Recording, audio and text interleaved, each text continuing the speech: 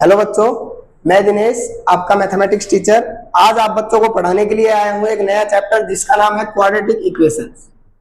सबसे पहले मैं इसके बारे में आपको बता दूं कि 9th क्लास में अपन ने इसके बारे में बेसिक नॉलेज दिया था। 10th क्लास में भी इसके बारे में पढ़ेंगे और साथ ही 11th क्लास में भी ये चैप्टर आता है।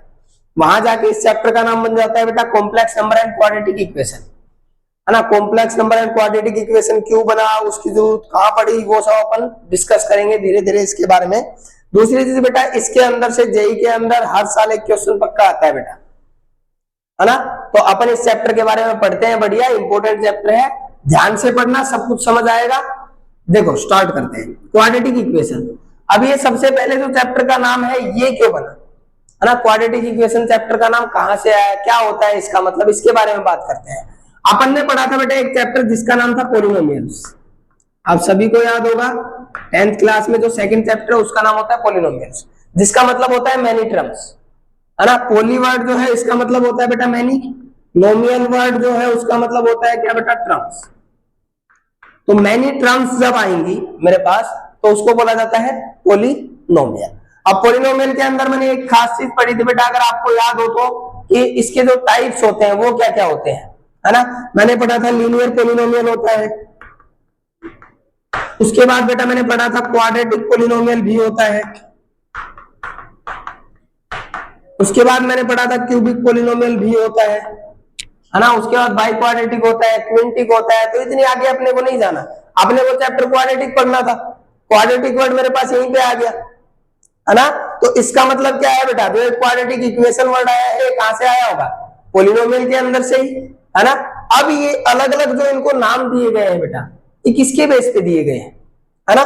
वो वर्ड होता है बेटा आपका डिग्री, वर्ड होता है डिग्री। और ये डिग्री होता क्या है, डिग्री होता है बेटा highest power of variable, highest power of variable. अब ये एक और वर्ड निकल के आ गया, हाईएस्ट पावर तो मैं समझ गया सबसे बड़ा, बट ये वेरिएबल वर्ड और आ गया।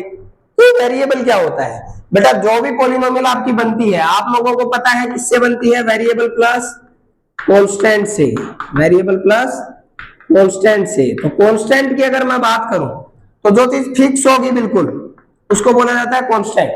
फिक्स का मतलब मैं बोल सकता हूं जितने भी नंबर्स मेरे पास है बेटा, मैंने बोला 5 बेंचेस, है ना, 7 लेक्चर स्टैंड्स, इट्स लाइक ये फिक्स होता है आपका।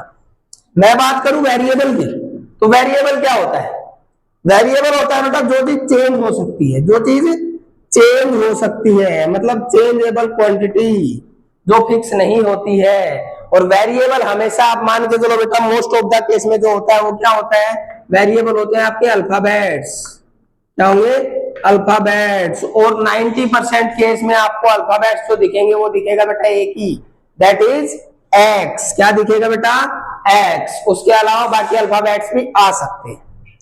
तो अब देखो बेटा, ये वेरिएबल मेरे को पता लग गया, कांस्टेंट टर्म मेरे को पता लग गई क्या क्या होती है। अब जो मेरा डिग्री का मामला था उसके बारे में अपन बात करते हैं। मैंने बोला डिग्री होता है हाईएस्ट पावर ऑफ वेरिएबल, मैंने लिखा x प्लस 2, x प्लस 2। अब x प्लस 2 जो लिखा है बेटा, इसके अंदर वेरिएबल और कांस्टेंट देखते हैं। ये टर्म कांस्टेंट है, ये x मैंने अभी बताया था वेरिएबल होता है। अब वेरिएबल तो x है, x की सबसे बड़ी पावर ढूंढो कितनी है भाई, यहां पर तो है ही नहीं, मतलब यह x की पावर 0 है, यहां पर x है और इसकी पावर कितनी है 1। ये चीज ध्यान रखना बेटा। आप लोग यहां पर गलतियां करते हो। क्या गलती करते हो कि यहां पर जब कुछ पावर ना दे रखी हो तो आप लोग सोचते हो पावर यहां है ही नहीं, मतलब 0 है। ऐसा नहीं होता, जहां पावर नहीं दे रखी और वो टर्म लिखी गई है, दैट मीन्स उसकी पावर कितनी है, 1 है। ठीक है, उसकी पावर कितनी है बेटा, 1 है। तो यहां पर इसकी जो पावर है सबसे बड़ी वो 1 है, इसका मतलब इसका डिग्री कितना है, 1 है बेटा। डिग्री कितना है, 1 है। मैंने एक और लिख दिया x square plus 3x plus 2, मैंने ये भी लिख दिया। अब यहां पर x का पावर देखो सबसे बड़ा कितना, हाईएस्ट पावर ऑफ वेरिएबल, यहां पावर 1, यहां पावर 2, तो सबसे बड़ा पावर कितना है, 2। सबसे बड़ा पावर 2 है, इसका मतलब इसका डिग्री कितना है बेटा, 2 है। इसका डिग्री 2 है। अगर मैं बात करूं और आगे तो डिग्री 3 भी आएगी, डिग्री 4 भी आएगी, डिग्री कितनी भी हो सकती है, दैट डजंट मैटर। बट इनके बेसिस पे इनको नाम दिए गए हैं। जब डिग्री 1 होगी बेटा उसका नाम होता है लीनियर पॉलिनोमियल, जब डिग्री 2 होगी बेटा उसका नाम होता है क्वाड्रेटिक पोलिनोमियल, डिग्री 3 होगी उसका नाम होता है क्यूबिक पोलिनोमियल। अब मेरे को यहां से एक चीज बहुत अच्छे से क्लियर होगी कि जो मैं पढ़ूंगा क्वाड्रेटिक, है ना, क्वाड्रेटिक जो मैं पढ़ूंगा वहां पर मेरे को एक चीज क्लियर हो गई कि जो वेरिएबल है उसकी सबसे बड़ी पावर कितनी होगी बेटा, 2 होगी। दैट मीन्स उसकी डिग्री क्या होगी, 2 होगी। अब यहां पर तो बात थी पोलिनोमियल की, क्वाड्रेटिक पोलिनोमियल की। अब ये पोलिनोमियल से सर ये इक्वेशन वर्ड कहां से आ गया, ये भी तो मामला है ना कि सर पोलिनोमियल ठीक है बट ये इक्वेशन वर्ड तो नया दिखा दिया आपने। ये क्या होता है, ये होता है बेटा अगर मैं किसी भी पोलिनोमियल को रिप्रेजेंट कर रहा हूं पी ऑफ एक्स से, है ना, और इक्वेशन वर्ड का मतलब क्या दिख रहा है, इक्वेट, है ना, और इसको मैंने किसी से भी इक्वेट कर दिया, मैंने बराबर लिख दिया 0। अब ये जो पोलिनोमियल है बेटा ये कन्वर्ट हो गई किसमें, इक्वेशन के अंदर। तो जब भी किसी पोलिनोमियल को बराबर 0 लिख दिया वो क्या हो जाता है बेटा, that will convert into equation. किसमें कन्वर्ट हो जाएगा, इक्वेशन में। तो अब जो अपने चैप्टर का नाम है बेटा क्वाड्रेटिक इक्वेशन, वो मेरे हिसाब से आप सबको समझ आ गया होगा। क्वाड्रेटिक का मतलब डिग्री 2, इक्वेशन का मतलब उसको किसी के बराबर रख देना। यहां तक किसी भी बच्चे को कोई भी प्रॉब्लम हो तो आप बता सकते हैं, बाकी क्वाड्रेटिक इक्वेशन चैप्टर का नाम आपको पता लग गया। अब अपन आगे चलते हैं बेटा कि इसके अंदर क्या क्या पढ़ेंगे, क्या क्या चीजें काम की है, उन सब के बारे में बात करते हैं। सबसे पहला जो क्वाड्रेटिक इक्वेशन है उसकी जनरल फॉर्म क्या होती है, तो general form of quadratic equation, general form of quadratic equation क्या होती है बेटा, वो होती है बेटा आपकी ax square plus bx plus c बराबर 0। अभी अभी अपन ने एक इक्वेशन देखी थी बेटा x square plus 3x plus 2 बराबर 0 लिख दिया मैंने।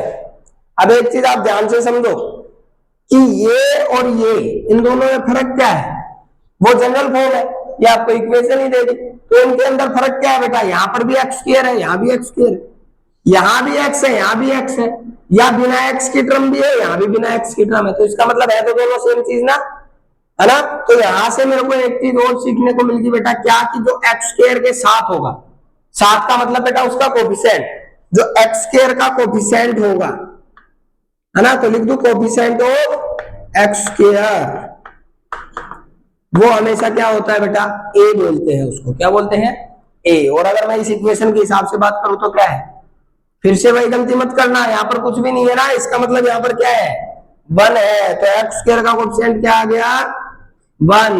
उसके बाद बेटा कोफिशिएंट ऑफ एक्स क्या है, कोफिशिएंट ऑफ एक्स वो क्या है बेटा, यहां देखो बी है, तो बी, और इधर बी का वैल्यू कितना आ गया, 3।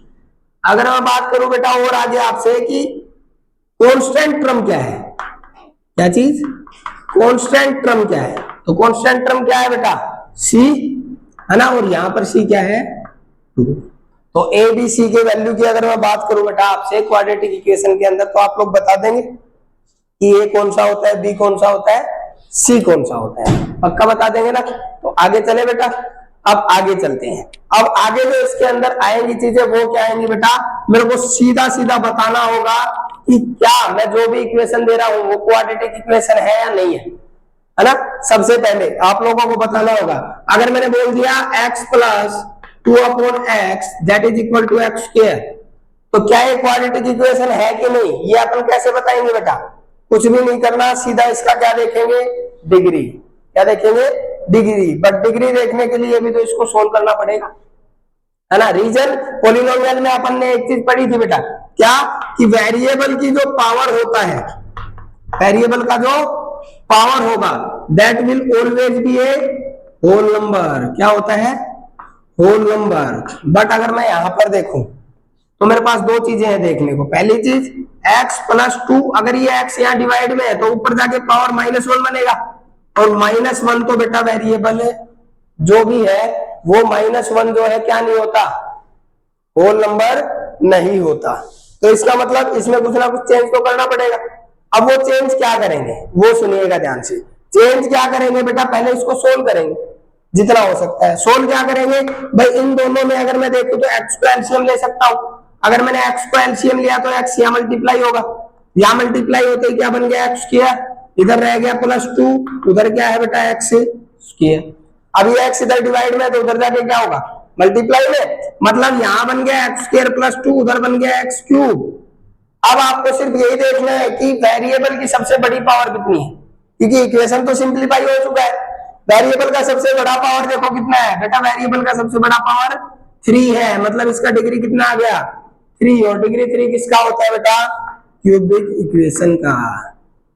ठीक है, तो ये मैं बोल सकता हूं कि जो ये मैंने इक्वेशन लिखी थी, ये क्वाड्रेटिक इक्वेशन नहीं थी। सिंपली यही बोलना है आप लोगों को। तो बेटा जितनी भी मैं इक्वेशंस दूंगा आपको, तो आप लोग उसमें मेरे हिसाब से बता देंगे कौन सी क्वाड्रेटिक है कौन सी नहीं है। ठीक है, चलो आगे चलते हैं।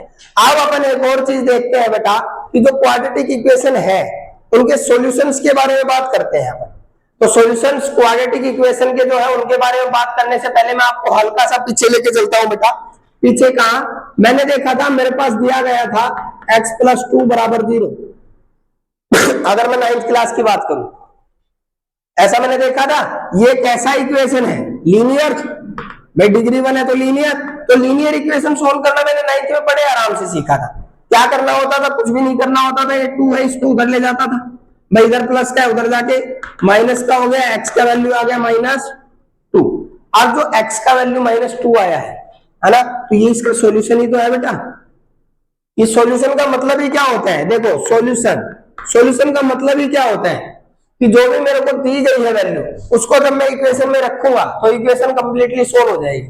अब यहाँ पर x का वैल्यू -2 मेरा सॉल्यूशन बता रहा हूं मैं। इसका मतलब क्या है, जब इसको x -2 जब मैं रखूंगा तो यहाँ पर -2 रखते ही इक्वेशन बिल्कुल सोल्व हो जाएगी। सोल्व का मतलब लेफ्ट हैंड साइड बराबर क्या हो जाएगी बेटा, राइट हैंड साइड। देखो यहाँ रख के देखो, यहाँ जैसे -2 रखा तो -2 + 2 0 ही होता है, और 0 बराबर 0 हो गया। Left hand side equals to right hand side. इसका मतलब x बराबर -2 है, जो वो क्या है बेटा, इसका सॉल्यूशन है। ठीक है, क्लियर इतना। अब यहां से मेरे को एक चीज पता लग गई, जो सॉल्यूशन होता है वो क्या होता है बेटा, x का पॉसिबल वैल्यूज। x के कौन से पॉसिबल वैल्यूज, कि जिन वैल्यूज को मैं इक्वेशन के अंदर रखूं और left hand side equals to क्या आ जाए, राइट हैंड साइड आ जाए, वही मेरे क्या होते हैं, सॉल्यूशंस होते हैं। तो अब मैं बात करूंगा सॉल्यूशंस में किसकी बेटा, क्वाड्रेटिक इक्वेशन के सॉल्यूशन कैसे होते हैं। तो क्वाड्रेटिक इक्वेशन की बात करते हैं बेटा। मैंने लिखा x² + 3x + 2, यही इक्वेशन लिया था मैंने, है ना। मैंने क्या किया बेटा, मैंने बोला इसके सॉल्यूशन फाइंड करो। तो सबसे पहली चीज बेटा, चाहे सॉल्यूशन बोल दो, रूट्स बोल दो, या जीरोस बोल दो, आप तीनों में से कोई भी वर्ड यूज कर सकते हैं इनके लिए। भाई जो भी मैं x के वैल्यूज निकालूंगा वो सॉल्यूशन भी हो सकते हैं, जीरोस भी हो सकते हैं, और रूट्स भी हो सकते हैं। ठीक है, मतलब ओवरऑल रिजल्ट तो एक ही है ना, जो वेरिएबल दिया गया है उसी के पॉसिबल वैल्यू निकालने हैं मेरे को। तो उनको निकालने के लिए बेटा क्या क्या कर सकते हैं अपन, कितने तरीके होते हैं, कौन कौन से तरीके होते हैं। तो आज अपन सबसे पहले तरीके से स्टार्ट करते हैं बेटा, जो हल्का हल्का अगर मैं आपको बोलूं तो आपने 9th क्लास में भी सीखा था, है ना। बट कोई नहीं बच्चों, आई नो तुम्हें शायद याद ना भी हो, कोई नहीं, मैं अभी दोबारा करा देता हूं, ध्यान से सुनेंगे। फैक्टराइजेशन मेथड होता है आपका सबसे पहले। क्या होता है, फैक्टराइजेशन मेथड। और मे भी आपने ये वर्ड ना सुना हो, बट ये जरूर सुना होगा बेटा, स्प्लिटिंग द मिडल टर्म। क्या सुना होगा, स्प्लिटिंग द मिडल टर्म। और अगर मैं आप लोगों को बोलूं कि जो मैंने दूसरे वाला नाम लिखा है ना, इससे आपका आधा मेथड तो वैसे ही क्लियर हो गया। स्प्लिटिंग द मिडल टर्म का मतलब क्या है, स्प्लिट का मतलब होता है तोड़ना, है ना। और किसको तोड़ना है, मिडल टर्म। मिडल टर्म मतलब बीच वाली टर्म, है ना। तो अब बीच वाली टर्म को तोड़ना है, तो अब एक बार इसको ध्यान से देखो इक्वेशन को। इसमें बीच वाली टर्म कौन है, यही तो है। हमेशा ध्यान रखना बेटा, बीच वाली टर्म कौन सी होती है, मिडल टर्म कौन सी होती है, जो x वाली होती है। कौन सी होती है, जो x वाली टर्म होती है। तो यहाँ पर x वाली टर्म मेरे पास यही है ना। अगर ये आगे पीछे भी दे दी जाए बेटा, तो भी क्या करना है आपको, चेंज कर लेना है। ठीक है, बट बीच वाली टर्म हमेशा x के साथ ही होती है। अब देखो बेटा, इस मेथड में इसको सोल्व कैसे किया जाता है उसके बारे में बात करते हैं। सोल्व करने का तरीका क्या होता है बेटा, वो तरीका समझो। अगर मैं आपको बोलूं मेरी जनरल इक्वेशन तो यही होती है भाई, x² + bx + c = 0। इसके अंदर सबसे पहला काम क्या करना है आपने, जो मैंने अभी आपको बताया था कि x² का कोएफिशिएंट ये होता है, कांस्टेंट टर्म ये होता है, उसको बताने का रीजन यही था बेटा, अब इसको सोल्व करना सिखाता हूं। एक्स स्क्वायर का कोएफिशिएंट उठाओ, दैट मींस ए को उठाओ, और कांस्टेंट टर्म उठाओ मतलब सी को उठाओ, ए और सी की मल्टीप्लाई कर दोगे बेटा। अब ए और सी की जो मल्टीप्लाई आई है ना, यहां जाके मल्टीप्लाई करो, यहां 1 है या 2 है, 1 की 2 से मल्टीप्लाई 2 आ गया, है ना। अब जो ये बीच वाला टर्म है बेटा, दैट मीन्स 3, या बोल दो जनरल टर्म में बी, इस टर्म को आपको दो टर्म्स में ब्रेक करना है ना।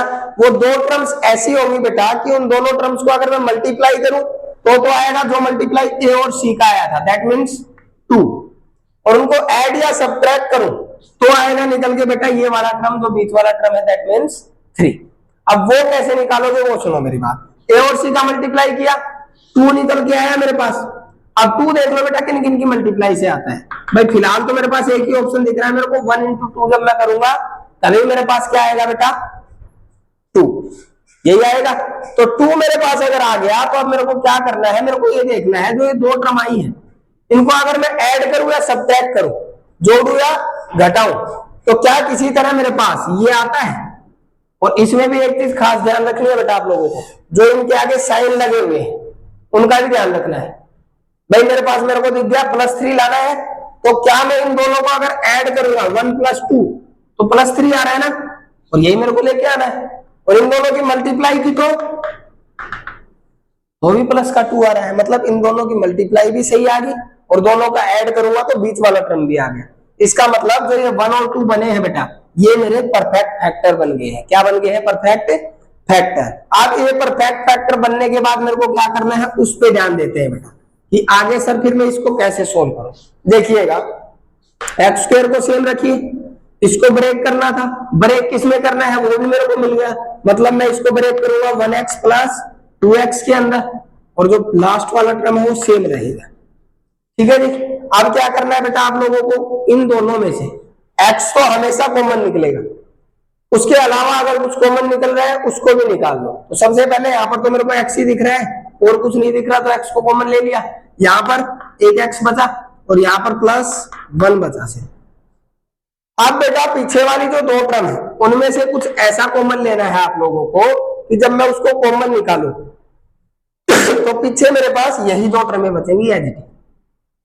तो इसमें से +2 कॉमन ले लो, पीछे तो x + 1 ही बचा ना। और अगर बेटा आपके परफेक्ट फैक्टर बने हैं ये दोनों, तो हमेशा ध्यान रखना है इस चीज को, ये जो दोनों टर्म आई है ये हमेशा सेम आएंगे।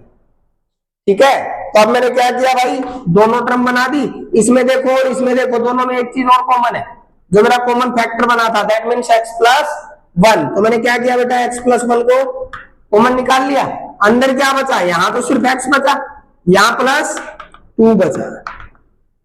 अब क्या कहानी होगी बेटा, अब कहानी बहुत ही सिंपल होगी क्या, कि जो मेरे ये टर्म्स आए हैं अब इनकी आपस में सही बताऊं आप लोगों को तो लड़ाई होती है।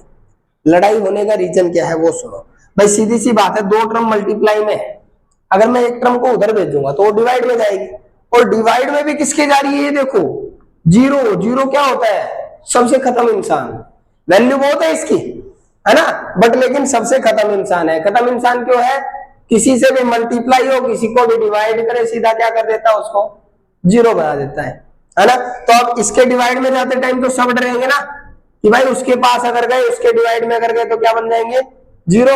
अब क्या हुआ भाई, दोनों की लड़ाई होगी आपस में, ये कह रहा है इसको तू उधर जा, ये कह रहा है इसको तू उधर जा, लेकिन जाएगा कौन, जो कमजोर इंसान होगा उसी को जाना पड़ेगा मजबूरी में, है ना। तो भाई इसने इससे कहा तू उधर जा भाई चल, है ना। अब अगर ये कमजोर इंसान है तो इसको क्या करना पड़ेगा, उधर जाना पड़ेगा। अगर ये उधर गया तो ये जाके 0 बन गया, तो बचा कौन, x + 1 बस, है ना। और +1 उधर जाके क्या बन जाएगा बेटा, -1। दूसरा केस, इसने इससे कहा तू उधर जा, बट मान लो ताकतवर इंसान था, तो क्या करेगा, नहीं मानेगा ना इसकी बात, ये इसी को भेजेगा, है ना। तो ये इससे कहेगा बोलो मैं तो नहीं जा रहा, तेरे को जाना पड़ेगा, नहीं जाएगा तो पिट के जाएगा, तो इसको क्या बोलेगा, पिटेगा। तो ये क्या करेगा, जाना पड़ेगा मजबूरी में, ये नीचे गया तो ये 0 हो गया, बचा कौन, x + 2 = 0। तो x का वैल्यू क्या आ गया बेटा, -2। यहां तक की कहानी के लिए। तो x के अगर मैं देखूं बेटा ध्यान से, तो मेरे पास कितने वैल्यू है, एक वैल्यू ये आया -1 और एक वैल्यू ये आया दैट इज -2। यहां से मेरे को एक चीज और नहीं देखने को मिल गई बेटा, क्या? जब मैं लीनियर इक्वेशन को सोल्व कर रहा था तो वहां से मेरे पास सॉल्यूशन कितने आ रहे थे? एक ही आ रहा था ना। बट यहाँ पर जैसे ही मैंने क्वाड्रेटिक इक्वेशन को सोल्व किया तो सॉल्यूशन कितने आए? 2 आए। इसका मतलब क्या है बेटा, जितनी मेरी डिग्री होगी, जितनी मेरी डिग्री होगी उतने ही नंबर ऑफ सॉल्यूशंस होंगे। क्या होंगे? नंबर ऑफ सॉल्यूशंस होंगे। कहानी क्लियर? तो यहां पर मेरे पास क्वाड्रेटिक इक्वेशन की डिग्री 2 होती है, तो इसलिए इसके नंबर ऑफ सॉल्यूशन 2 आ गए बेटा। कितने आ गए? 2 आ गए।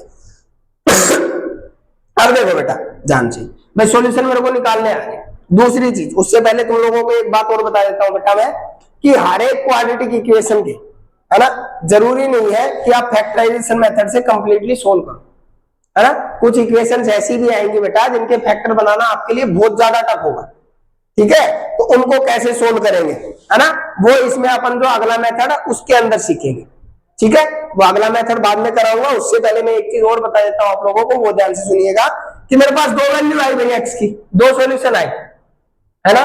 तो ये रूट्स भी तो है, जीरोज भी है ना। तो मैंने मान लिया कि एक को मान लिया बेटा अल्फा, दूसरे को मान लिया मैंने बीटा। क्या माना? एक को अल्फा, एक को बीटा। तो एक बार अब मैं इसको मिटा के आप लोगों को एक और चीज दिखाता हूं बेटा। तो देखिएगा मेरे पास अल्फा का वैल्यू आया था -1, बीटा का वैल्यू आया था -2, और ये क्या थे बेटा? जीरोस थे इसके, है ना। तो क्या करूंगा बेटा, मैं सबसे पहले लिख रहा हूं सम ऑफ जीरो। मैंने बोला है -b/a होता है ना। अभी शांति रखिएगा, ध्यान से देखिएगा। मैंने बोला प्रोडक्ट ऑफ जीरोस, मैंने बोल दिया बेटा ये होता है मेरा c/a। क्या होता है? c/a। अब ये क्या आ गया, ध्यान से सुनो बेटा। मेरे पास इक्वेशन था x² + 3x + 2 = 0। अब मैं ये जो लिख रहा हूं रिलेशन, ये लिख रहा हूं किसके अंदर बेटा? जीरोज एंड कोफिशिएंट्स के बीच में रिलेशन, कि जीरोज और कोफिशिएंट के बीच में रिलेशन क्या होता है। तो सबसे पहली चीज सम ऑफ जीरोज, ये 2 जीरोज थे ना, इनको अगर मैं जोड़ू तो अल्फा प्लस बीटा, और प्रोडक्ट ऑफ जीरोज मतलब दोनों की मल्टीप्लाई, तो मतलब अल्फा इंटू बीटा। अब देखिएगा इसको वेरीफाई करते हैं बेटा। मैंने बोला sum of zeros alpha plus beta, -1 में जोड़ दिया -2। मैंने बोला ये बराबर आएगा किसके? -b/a। b कितना है बेटा? +3, और a कितना है? 1। जोड़ो दोनों को, -1 + -2 कितना हो गया? -3। उधर भी कितना है? हो गया ना वेरीफाई। ऐसे ही प्रोडक्ट को करो, -1 की मल्टीप्लाई -2 से करो। उधर c कितना है?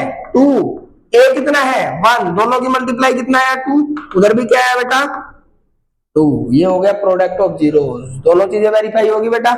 तो ये चीज हमेशा ध्यान रखनी है आप लोगों की, सम ऑफ जीरोज और प्रोडक्ट ऑफ जीरोज क्या होते हैं, उनके बीच में क्या रिलेशनशिप होता है। ये बताने का रीजन क्या है बेटा? ये बहुत ही इंपॉर्टेंट चीज होती है। दूसरी चीज, ये तो क्लियर हो गया। इसके साथ ही बेटा एक चीज और आती है कि मान लो मेरे को इक्वेशन ना देता, मेरे को सिर्फ ये दे देता सम ऑफ जीरोज और प्रोडक्ट ऑफ जीरोज क्या है ना। अब मैं एक बार इसको पूरे को मिटा देता हूं, देखो ध्यान से। मैंने मिटा दिया भाई, मेरे पास क्या आया था क्या नहीं, बस मैंने ये याद रखा कि मेरा सम ऑफ जीरोज आएगा, वो आएगा कितना बेटा? +3 था ना, यही था, -3 आया था, ठीक है। और प्रोडक्ट ऑफ जीरोज आ गया, मान लो क्या? 2। मैंने बोल दिया भाई और कुछ भी नहीं दे रखा, मेरे पास सिर्फ यही दे रखा है सम ऑफ जीरोज और प्रोडक्ट ऑफ जीरो। इससे बोल देगा कि भाई क्वाड्रेटिक इक्वेशन बताओ क्या था। इसको निकालने के 2 तरीके हैं बेटा, है ना। पहला तरीका जो मैंने अभी बताया था कि अल्फा प्लस बीटा बराबर क्या होता है? -b/a। अल्फा प्लस बीटा कितना दिया? -3 ना, लिख दो उसको है। फिर दूसरा प्रोडक्ट ऑफ जीरो c/a बताया था, कितना दे रखा है? 2। ये तो है बेटा। सबसे पहला काम अब जो करना है वो क्या करना है बेटा? ये देखो a जो है दोनों के डिवाइड वाली टर्म है ना, a देखो दोनों में सेम है कि नहीं भाई? यहाँ पर भी 1 है, यहाँ पर भी 1 है, a सेम है ना, a सेम है तो कोई समस्या नहीं है, a की वैल्यू लिख लो 1। फिर आओ b पे, b का वैल्यू देखो बेटा ध्यान से, -b बराबर है -3, तो b का वैल्यू कितना रहा होगा? +3। फिर आओ आगे c के वैल्यू पे, c कितना है बेटा? 2। एबीसी का वैल्यू आ गया। जनरल क्वाड्रेटिक इक्वेशन क्या होती थी, A X square plus B X plus C बराबर 0। तो अब मेरे को ध्यान से देख के बता दो, क्या वही इक्वेशन नहीं है जो जिससे अपन ने अभी रूट निकाले, वही है ना? तो बेटा इससे आप लोग इक्वेशन भी बना सकते हैं। दूसरी चीज बेटा, अगर इससे ना बनाना चाहो, डायरेक्ट फॉर्मूला भी होता है, वो क्या होता है, x square minus s x plus p बराबर 0, where s is the sum of roots and p is the product of roots. इससे भी आप लोग डायरेक्ट इक्वेशन बना सकते हैं। भाई यहां देखो, एक्स स्क्वायर माइनस एस कितना था, -3, एक्स प्लस पी कितना था 2, और माइनस माइनस क्या होता है प्लस, तो x square plus 3x plus 2 बराबर 0। ये आपकी क्या बन गई बेटा, क्वाड्रेटिक इक्वेशन। तो आज के लिए बच्चों इतना ही काफी। कल अपन लोग इसमें पढ़ेंगे कि क्वाड्रेटिक इक्वेशन को सोल्व करने के और तरीके क्या होते हैं, है ना? उसके अंदर आपको एक बहुत आसान तरीका भी मैं बताऊंगा, ठीक है? तो आज के लिए इनफ है। Thank you, all the best.